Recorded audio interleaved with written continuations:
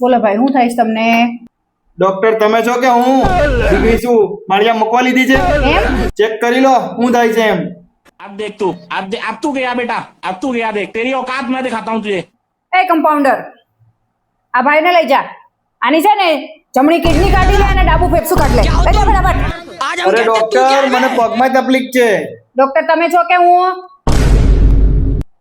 પગ દુખે છે ડોક્ટર પણ મારો.